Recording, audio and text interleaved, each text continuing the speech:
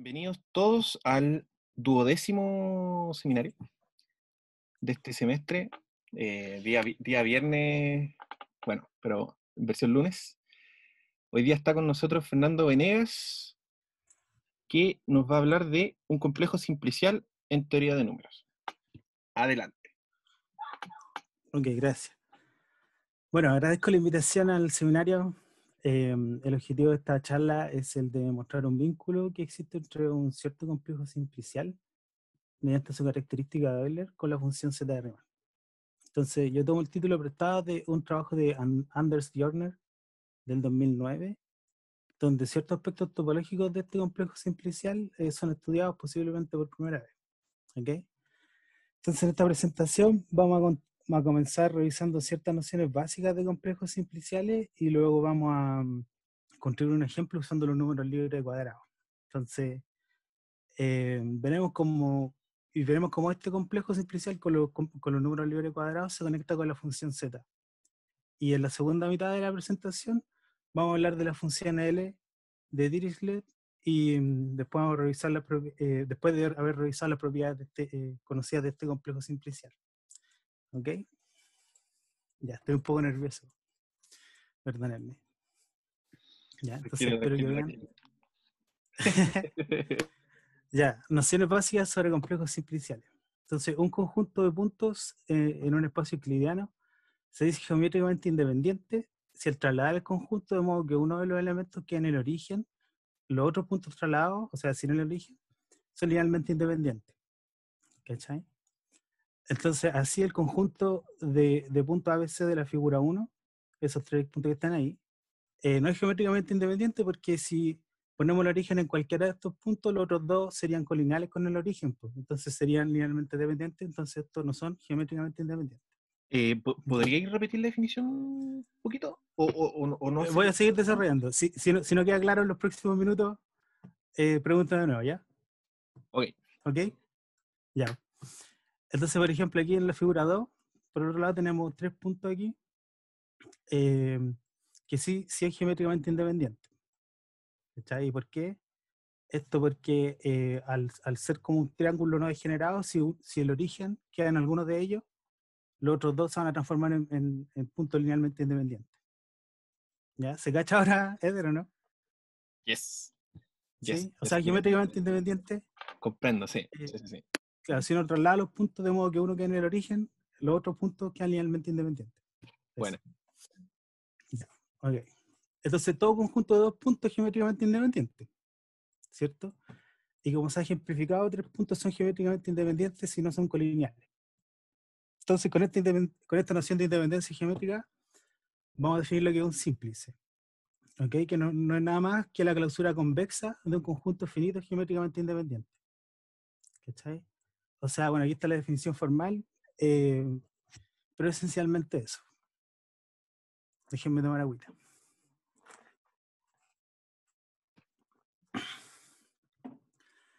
Entonces, un simplex o un símplice es la clausura convexa, como dije, de un conjunto de puntos geométricamente independientes, ¿ok?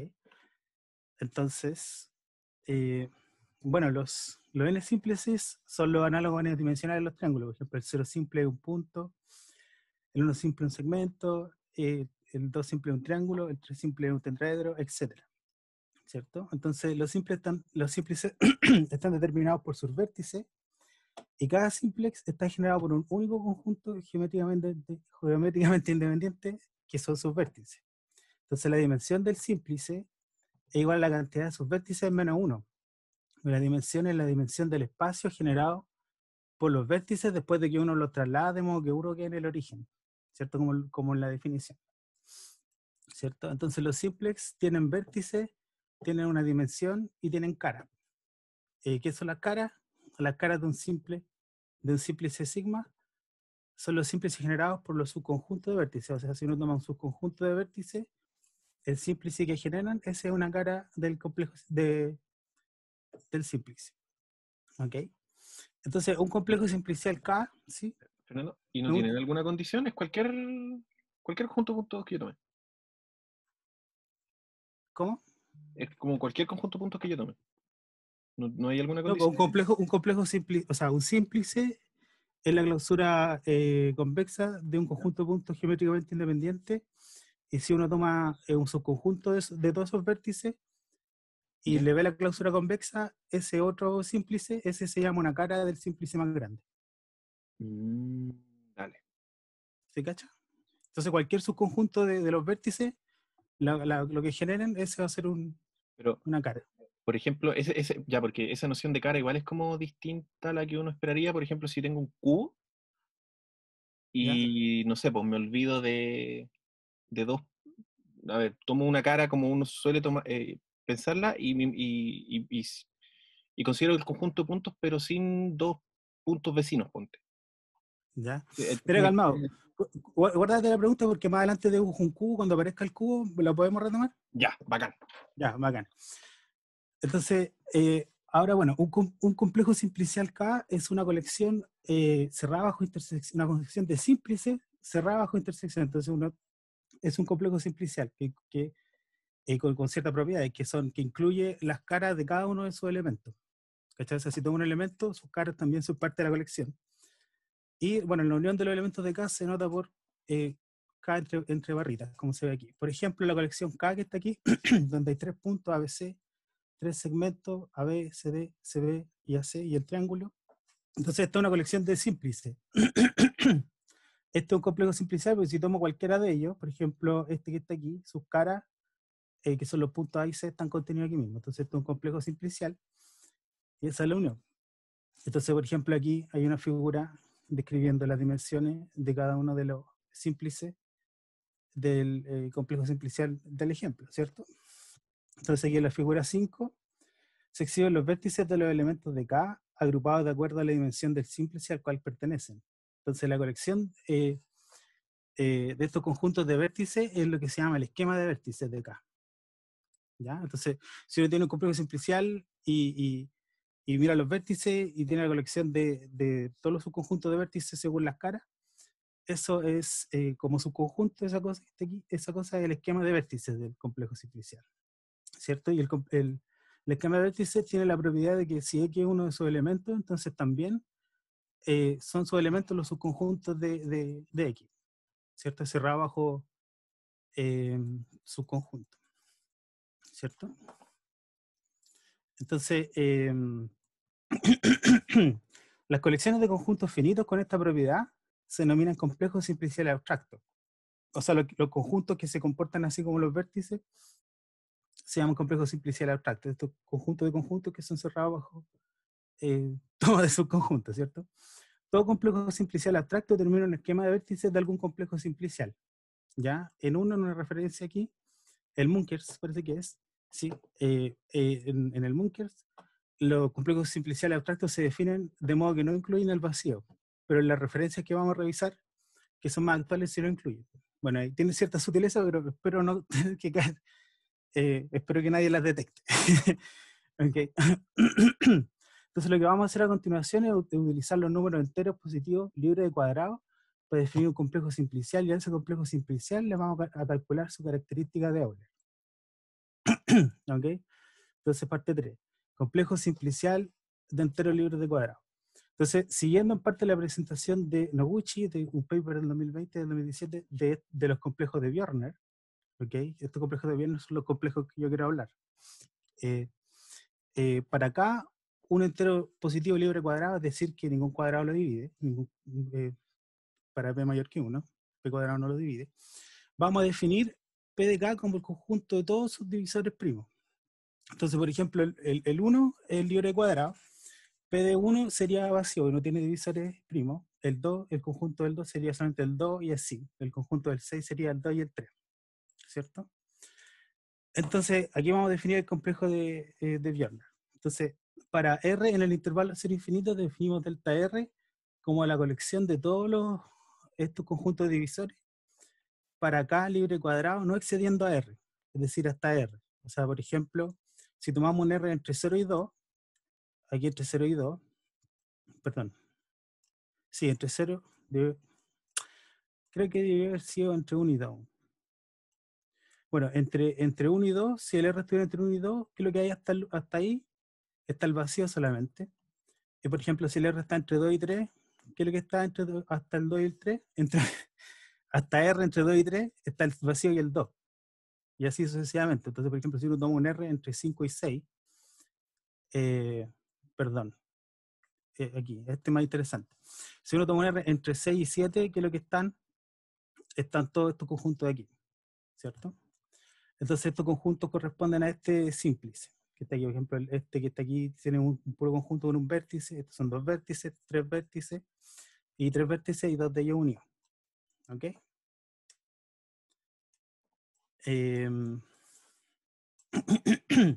Bueno, este delta R es el complejo simplicial abstracto de vértices de los números primos y sus caras están en correspondencia con los números libres de cuadrado, ¿cierto?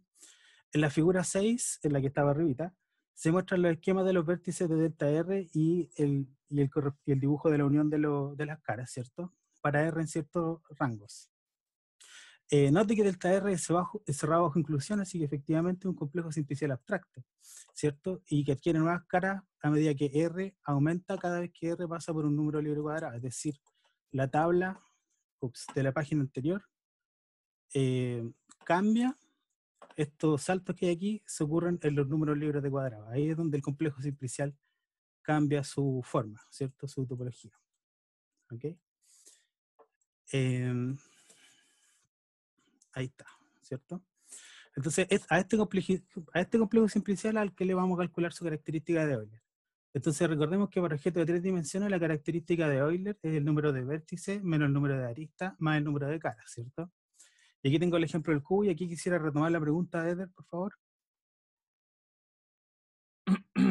A ver, era sobre Las caras, si sacamos un sobre la vértice, cara, claro. sacamos... Si yo tomo, por ejemplo, dos vértices, dos puntos que estén conectados por una arista, Uh-huh, yo considero el resto, la envoltura uh-huh. convexa del resto. Eso entonces también sería una cara, pero en este otro lenguaje. Claro, el problema ahí es que los puntos aquí estos no son geométricamente independientes. Entonces, Ah, claro. ya, Pero uno puede considerar esa construcción, pero para la definición de simplex, siguiendo el Munkes, eh, se requiere esa condición. Pero uno podría, yo creo, perfectamente estudiar lo que tú dices. ya, ya, vale, vale, vale, vale. Mm, claro. O quizás seguramente no han estudiado. Bueno, entonces la característica de Euler de este cubo sería el número de vértices menos aristas más caras, ¿cierto? Ahí están los datos y dados.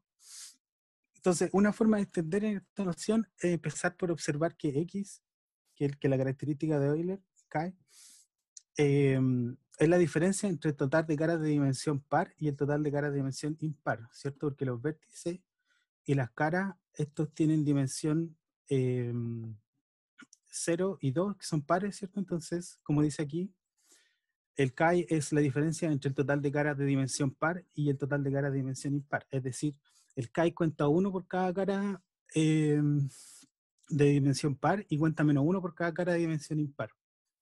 Entonces, esta característica se puede escribir así: la suma sobre las caras, y por cada cara estamos sumando menos 1 a la dimensión de la cara.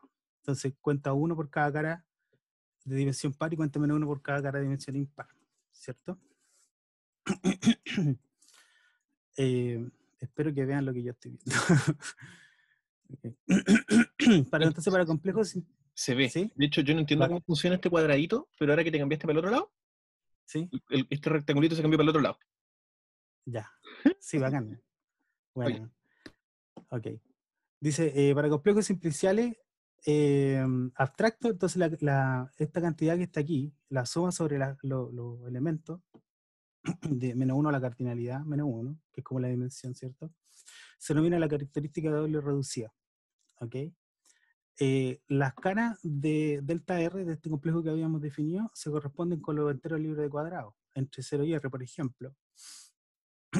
El delta R, aquí está el delta R, ¿cierto? Ahí está en su cara geométrica, digamos, su versión geométrica, y los conjuntos que lo conforman, el esquema de vértice. Entonces, por ejemplo, este punto 2 corresponde con el 2, esta línea, este segmento aquí corresponde con el 6, ¿cierto? Que es la unión entre 2 y 3, ¿cierto? Y bueno, tiene su dimensión. Y claro, entonces, bueno, la cara asociada en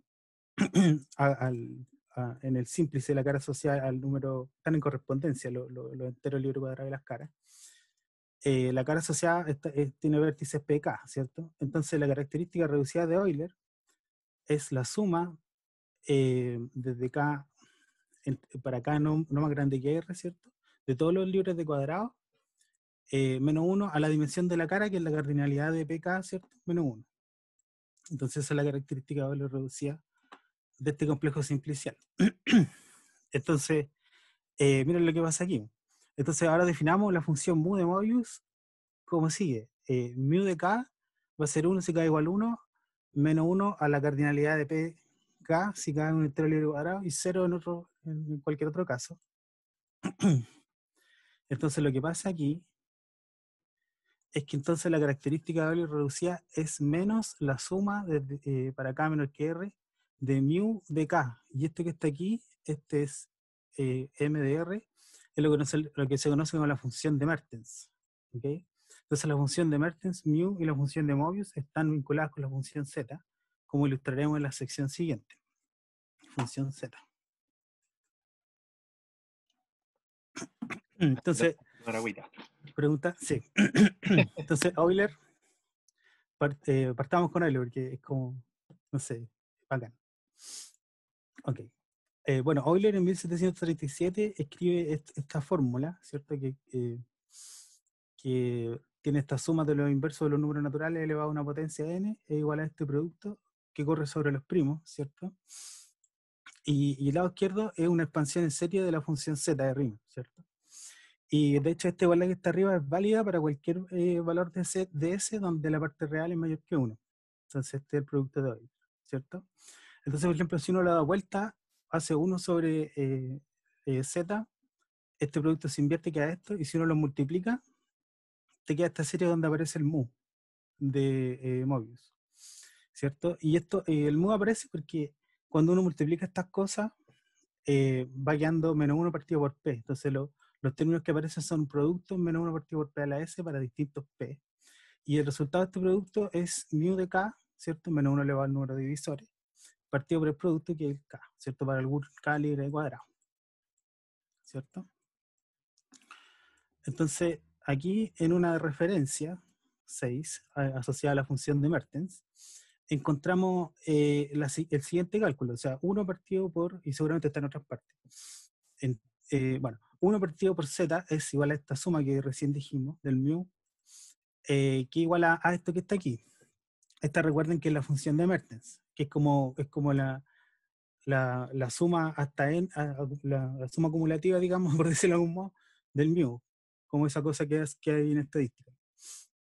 Y entonces, por ejemplo, la diferencia entre las dos acumulativos es el mismo mu, ¿cierto?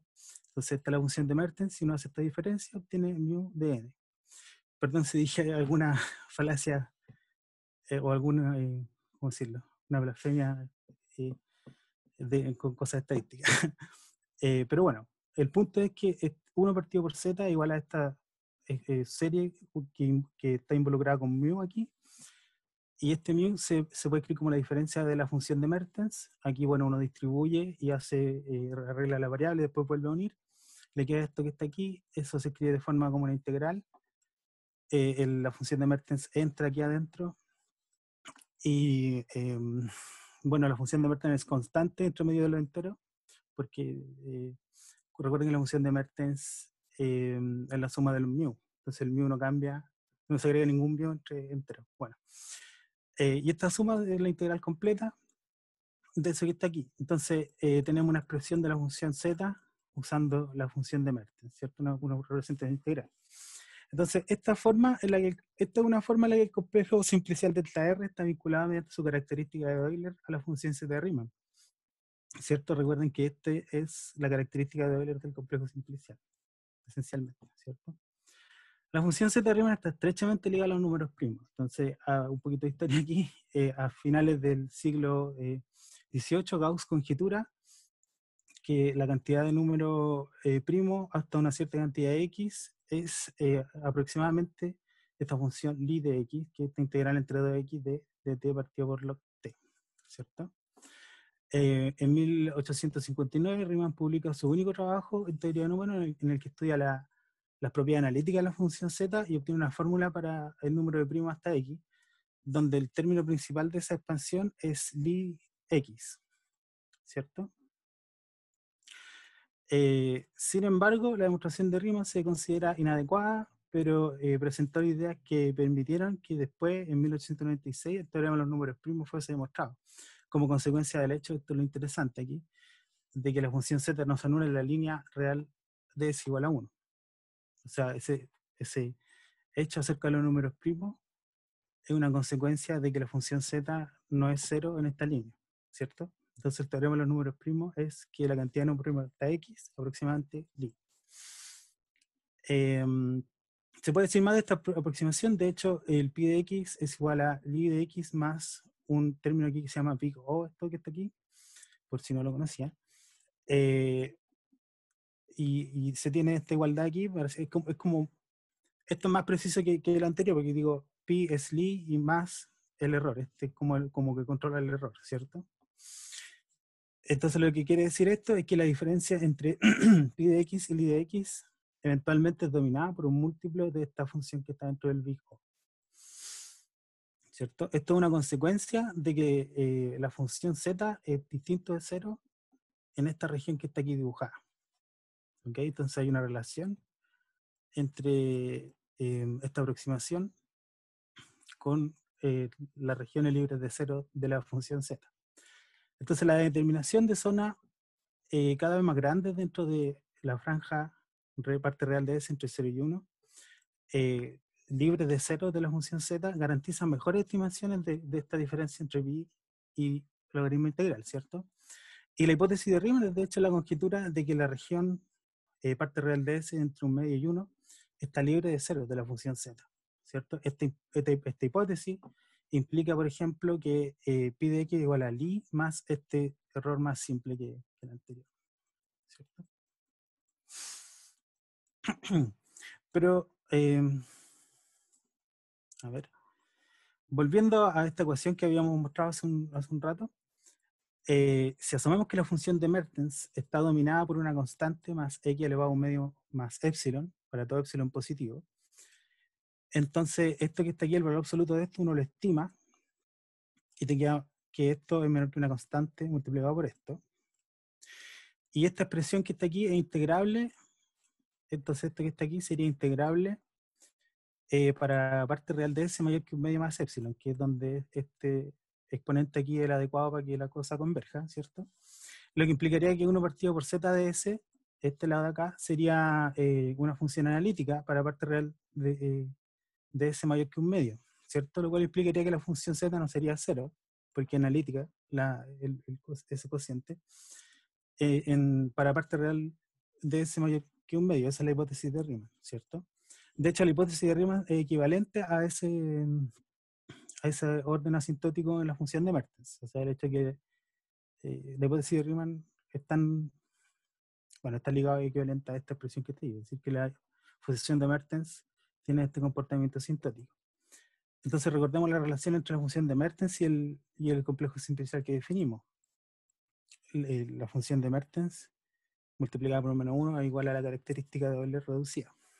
De modo que la hipótesis de Riemann se puede formular en términos de la característica de este complejo simplicial, diciendo que la característica de este complejo simplicial es big O de x a un medio más epsilon, ¿cierto? Entonces, ¿qué se sabe de este complejo simplicial? Entonces, propiedades de AR.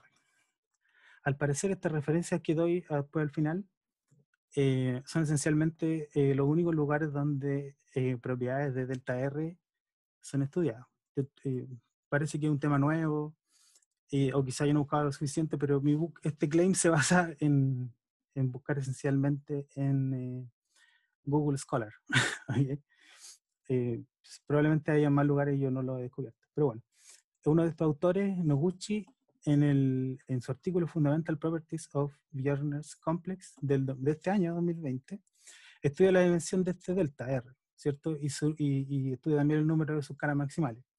Y ahí él muestra, por ejemplo, que la dimensión de delta R es 0 en el primer intervalo. ¿Se acuerdan ese dibujo que hicimos? Que estaba arriba.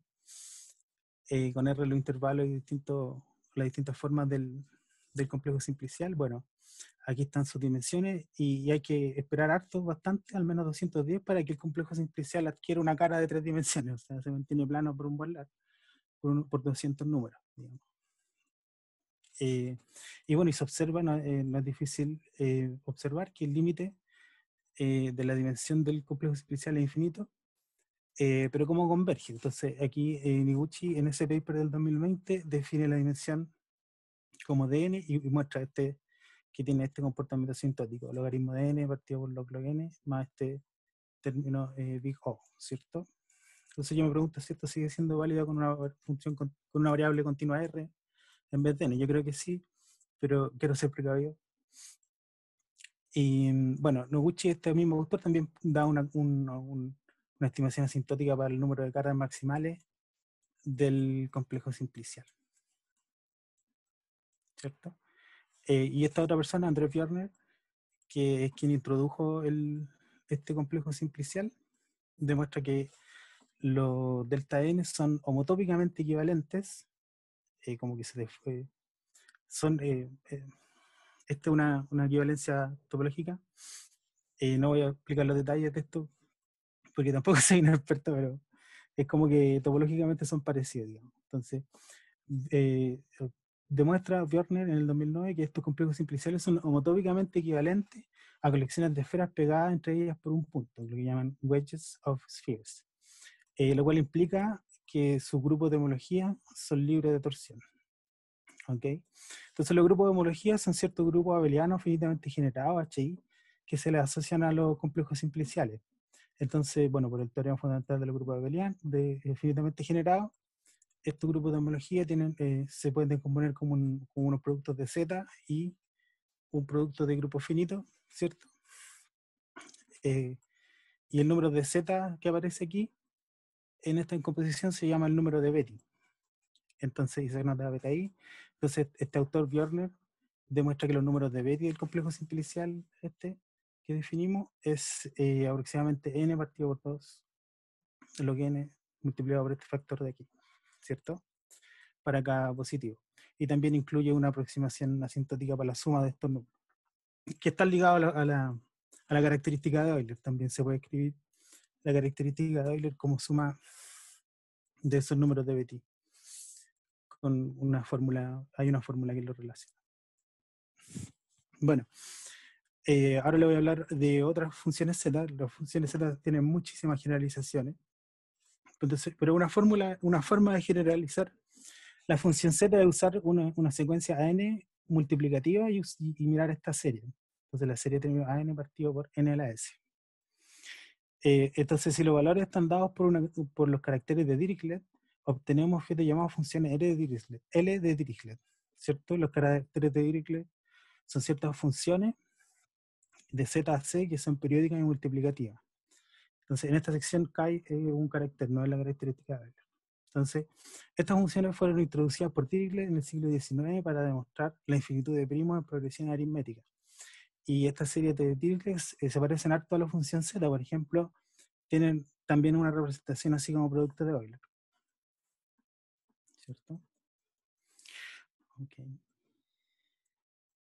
Entonces, de hecho existe lo que se llama la hipótesis de Riemann generalizada, que es la análoga a la hipótesis de Riemann para funciones, pero para funciones de L de Dirichlet. Entonces, se trata de la hipótesis de que L no tiene cero en la región parte real de S entre un medio y 1. Entonces esta función tampoco se anula en ahí. Es la hipótesis, ¿cierto? Esta hipótesis también puede formularse en términos del mu.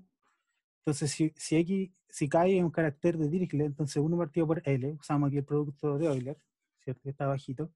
Y por la misma razón que hicimos para la función Z, aquí aparece este mu al multiplicar, acompañado de este chi y el n aquí, Y de nuevo se hace esto, se escribe como la diferencia de esta como suma acumulativa. Y después se reordena y se escribe la integral y se obtiene la representación de la función L en términos de este m tilde, ¿cierto? De este m tilde, que creo que no lo escribí aquí, pero este m tilde es la suma parcial, es la suma hasta x de el mu de x con el carácter, ¿cierto? Entonces, de modo que se tiene esta identidad análoga a la que habíamos demostrado arriba, de la función z, ¿cierto? Entonces, esta cosa que está aquí, de hecho es holomorfa para parte real mayor que un medio, sí, solo sí, se tiene esta estimación de este m tilde, ¿cierto? Entonces, para todo, es como, es parecido a lo de la función z. Entonces, usando una propiedad de estos caracteres, se llama la ortogonalidad, se puede mostrar que si la hipótesis de rima generalizada es verdad para L, SK y para todos los caracteres, entonces manipulando,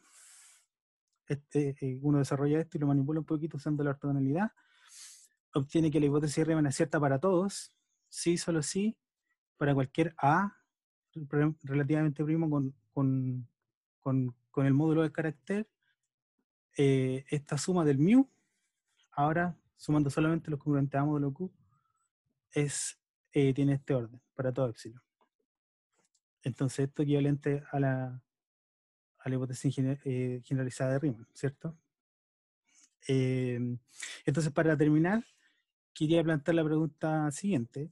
¿Se puede construir alguna familia de complejos simpliciales delta R, tales que sus características de Euler estén dadas por esa cantidad? Es decir, la suma de la función mu, pero filtrando solamente lo A módulo Q. Entonces, muchas gracias y los dejo entonces con las referencias. Buena. Oye, ¿cómo vais con esa pregunta?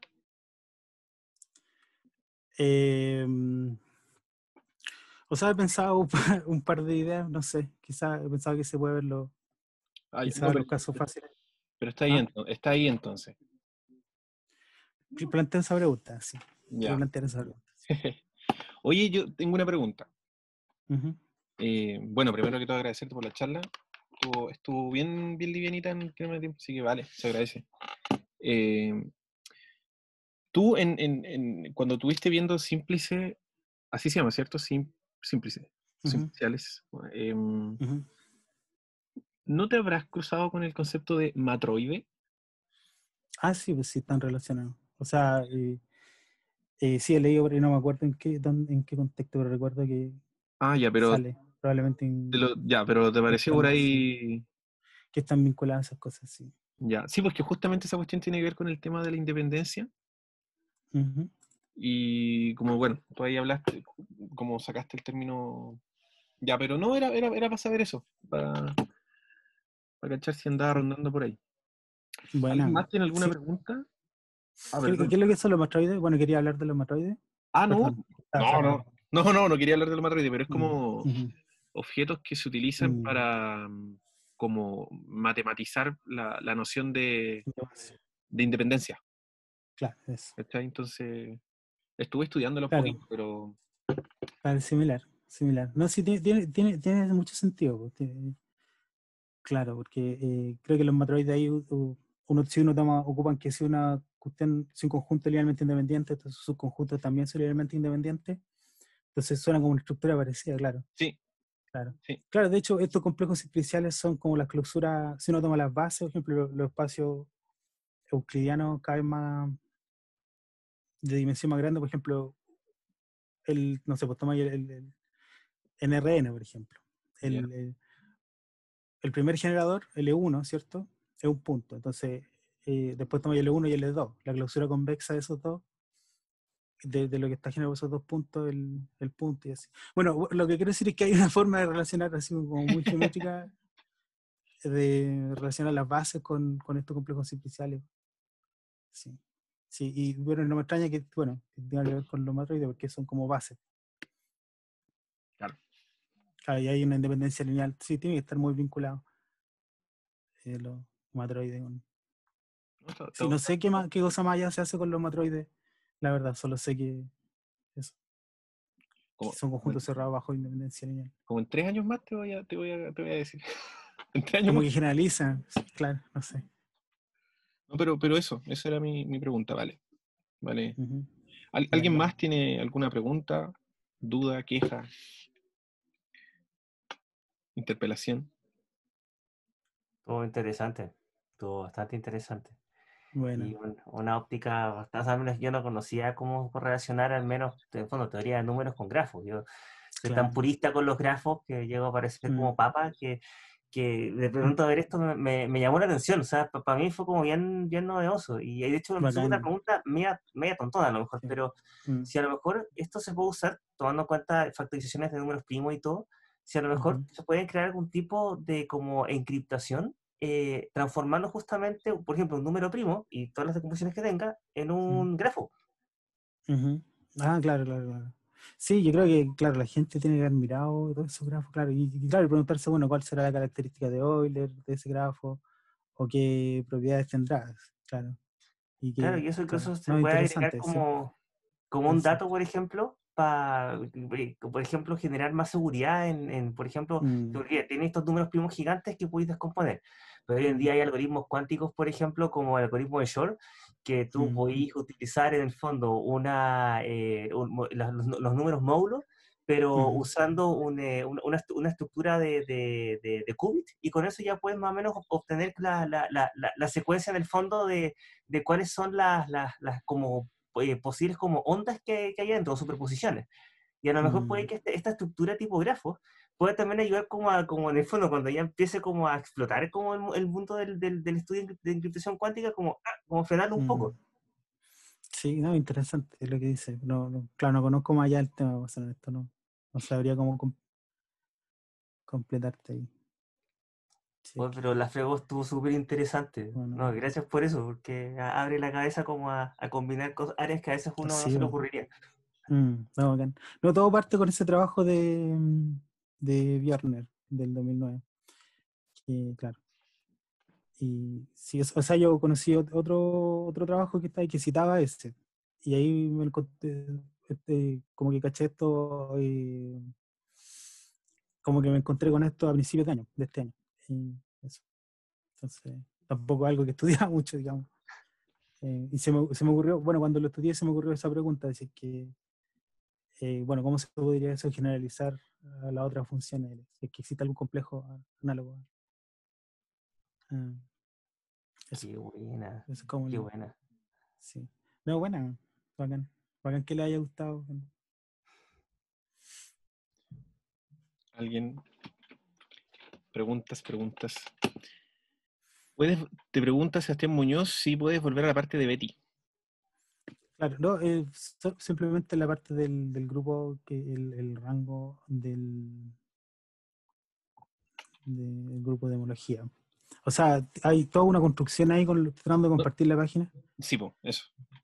Hay toda una construcción ahí con lo que se llaman los mapas frontera, que no incluí y tienen que ver con la orientación. No sé si estoy compartiendo la pantalla No, en este minuto. No, no. calmado. Y ahora sí, Ahora, eco. sí. Claro, o sea, lo que yo sé, en realidad sé muy poco de eso. Esencialmente lo que sé viene de lo que leí aquí en el Munkers. Y ahí definen a través del grupo de homología. Y el grupo de homología tiene que ver con eso de los mapas, de los boundary maps que le llaman. Eh, bueno, aquí está lo que el Björner hizo con los Betty Numbers de ese complejo simplicial particular que construimos, con los números libres de cuadrado. Sí, ¿me escuchan? Se escucha. Sí.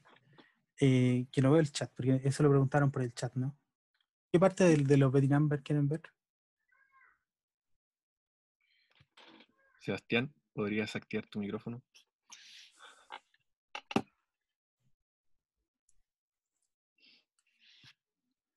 Ya, dijo paciencia. Ok.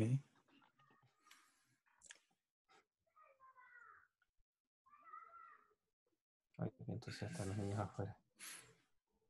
O sea, mi pregunta iba más allá o sea, en el sentido de que aquí esté relacionando cosas, no sé, de teoría de números, ponte tú con algo. O sea, para mí los Betty Numbers son cosas topológicas. Pero yo no sé mucho de esto tampoco, pero sé que aparecen en hartos lados. Ponte tú, o sea, tú sabes, aquí mostraste que aparecen como en la homología, ¿cierto? Pero también aparecen, o sea, esa es como la parte más algebraica, topológica, tal vez, pero también aparecen con la parte eh, más diferencial, como en el sentido que creo que también salen, y es natural que salgan, supongo, en la parte de homología de ciertas variedades, cuando uno ve ciertos cocientes de espacios de forma. Y no sé si habrá alguna relación ahí directa, eh, como la que tú mostraste acá. Aquí más o menos se ve la relación entre un poco de teoría de números y topología o topología algebraica. No sé si habrá una relación así, tipo teoría de números y topología diferencial. Eso es como a Claro. eso apuntaba mi pregunta. Sí, seguro es. En realidad, pucha, me gustaría ser un experto en el tema, pero no lo soy. Y claro, no, me imagino que bueno, la gente siempre trata de aplicar toda la área a teoría de números, digamos. Y seguramente alguien ha intentado aplicar esa parte como más diferencial. Y tiene que haber, bueno, hay que buscar. Pero sí, perdón por la respuesta, eso es todo lo que tengo. Pero, no sé si, pero es interesante, sí, claro, claro. O sea, sí, que en otra área, eh, claro. O sea, bueno, todo, claro, toda la matemática, sí, podemos intentar usarla para explicarla a sí misma, digamos. Em, sí, no sabría decirle más. Pero gracias, igual era por si acaso, ¿no? Ujú. ¿Alguna otra pregunta? Bueno, si no hay más, Bacán. pongo detener